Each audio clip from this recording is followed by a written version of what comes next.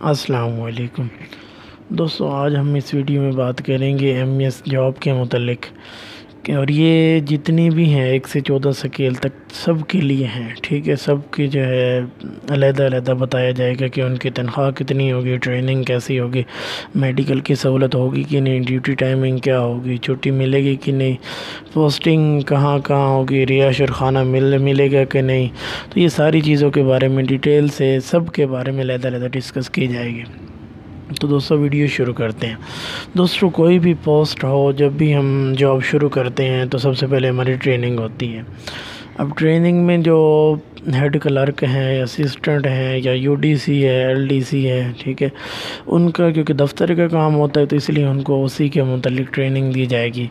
ان کا زیادہ تر کام جو ہوتا ہے، یہ کال لیٹر وغیرہ جو ایشو ہونے ہوتے ہیں یہ انہوں نے کرنے ہوتے ہیں، ٹھیک ہے۔ اس کے بعد آتا ہے سب engineer building and road. Army جب بھی کہیں جاتی ہے یا ان کے اپنے جو بیرک وغیرہ تعمیر ہونے ہوتے ہیں تو وہ ان کی ذمہ داری ہوتی ہے، انہوں نے تعمیر کروانے ہوتے ہیں۔ سب انجینئر الیکٹریکل یا مکینیکل جو ہیں انہوں نے اپنے شعبے کے متعلق جو کام ہوتا ہے وہ کرنا ہوتا ہے۔ اسی طرح باقی چوکیدار وغیرہ، سینٹری ورکر، جس کا جو کام ہے اسی کے متعلق اس کو ٹریننگ دی جاتی ہے، ٹھیک ہے جی۔ تو دوستو اس کے بعد ہوتا ہے جی کہ پوسٹنگ، ٹھیک ہے جی، کیونکہ اکثر سوال یہ ہوتا ہے کہ ہماری پوسٹنگ کہاں ہوگی۔ دوستو پاکستان میں جہاں بھی ضرورت ہوگی وہاں آپ کو پوسٹنگ جو ہے ملے گی، آپ کو پوسٹ وہاں کر دیا جائے گا، ٹھیک ہے۔ کیونکہ کسی وقت بھی کہیں ضرورت پڑ سکتی ہے، ٹھیک ہے۔ اگر کہیں آرمی گئی ہے تو وہاں اگر آپ کو بجلی کے کام کی ضرورت ہے تو وہ سب انجینئر کو جو ہے وہاں بلا لے گی، تو اس لیے جہاں ضرورت ہوگی وہاں آپ کو بلا لیا جائے گا۔ اس کے بعد بات کرتے ہیں ہم ڈیوٹی ٹائم کے بارے میں کہ ڈیوٹی ٹائم کتنا ہوتا ہے۔ دوستو ڈیوٹی ٹائم جو ہے وہ 8 گھنٹے ہی ہوتا ہے، ٹھیک ہے، لیکن یہ یعنی 24 گھنٹے میں آپ نے 8 گھنٹے کرنے ہوتی ہے۔ بعض اوقات یہ ہوتا ہے کہ اس میں تبدیلی ہو جاتی ہے، ٹھیک ہے، کہ ایک ٹائم میں آپ نے 8 گھنٹے کی ہے لیکن اگلے دن آپ کو اس ٹائم میں نہ بلایا جائے۔ ایسی جو چھوٹی موٹی تبدیلیاں ہیں وہ اس میں ہوتی رہتی ہیں، کوئی فکس ٹائم نہیں ہوتا۔ اور بعض اوقات یہ ہوتا ہے کہ اگر زیادہ ٹائم جو ہے لگایا جائے تو اس کا اوور ٹائم بھی ملتا ہے۔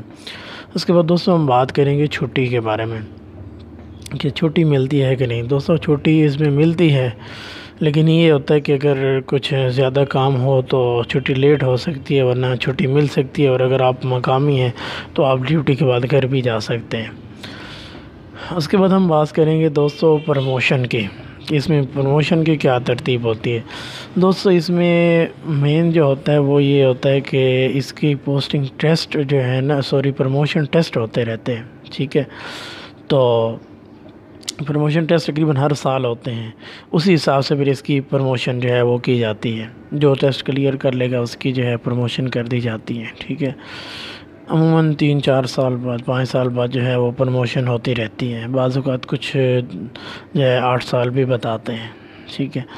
تو اس کے بعد اگلا سوال ہے جی کھانا یا رہائش، کھانا ملتا ہے کہ نہیں، رہائش ملتی ہے کہ نہیں۔ دوستو کھانا بھی ملتا ہے اور رہائش بھی ملتی ہے، ٹھیک ہے، لیکن یہ ہے کہ جو میس چارجز ہوتے ہیں جیسے آرمی میں ہے اتنے زیادہ نہیں ہوتے، اسی کے مطابق جو ہے آپ کو کھانا ملتا ہے۔ اور رہائش کے جو آرمی کے بیرک وغیرہ جو ہے بنے ہوتے ہیں، ٹھیک ہے، اسی کے لیے آپ کو رہائش ملتی ہے۔ اور اگر آپ باہر بھی یعنی اس کے علاوہ بھی رہنا چاہیں تو اس کے لیے بھی آپ کو علیحدہ جو ہے پیسے دیے جاتے ہیں،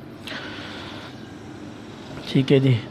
تو اس کے بعد دوستو اگلا جو سوال ہوتا ہے وہ ہوتا ہے میڈیکل چیک اپ کا، ٹھیک ہے جی۔ میڈیکل چیک اپ جو ہے دوستو اس میں آپ کو میڈیکل کی سہولت ساری ملتی ہیں، ٹھیک ہے۔ یہ ہیں دوستو سیویلین جاب، ٹھیک ہے، اس میں آپ کو وردی نہیں پہننی ہوتی، آپ نے سول ہی رہنا ہوتا ہے، لیکن آپ کو آرمی کی تمام جو ہے سہولتیں وہ آپ کو میسر ہوتی ہیں۔ بلکہ آپ اگر اپنے گھر والوں کا چیک اپ بھی کروانا چاہتے ہیں، ٹھیک ہے، تو اس کی سہولت بھی آپ کو میسر ہوتی ہے، وہ بھی آپ جو ہے چیک اپ کروا سکتے ہیں، ٹھیک ہے جی۔ اس کے بعد دوستو جو اگلا سوال ہوتا ہے وہ یہ ہوتا ہے جی کہ سیلری کتنی ہوتی ہے، ٹھیک ہے۔ دوستو سیلری آپ کو سکرین پہ نظر آ رہی ہے، ہیڈ کلر کی 30,000، اور یہ اس سے اب بڑھ چکی ہیں، ٹھیک ہے۔ یہ میں آپ کو واضح بتا دوں، اس سے اب بڑھ چکی ہیں۔ یہ جو پرانی تھی لیکن وہ میں آپ کو بتا رہا ہوں کیونکہ ایکوریٹ کسی کو بھی آرمی کا پتہ نہیں ہوتا، ٹھیک ہے، تو یہ ایک اندازے کے مطابق آپ کو بتائی جا رہی ہے، بلکہ اب 30-35 تک بھی سنائی جا رہی ہیں۔ سب انجینئر الیکٹریکل جو ہے ان کی 24,000 ہوتی ہے، لیکن اب 27,000 اب جو ہے وہ بتائی جا رہی ہے۔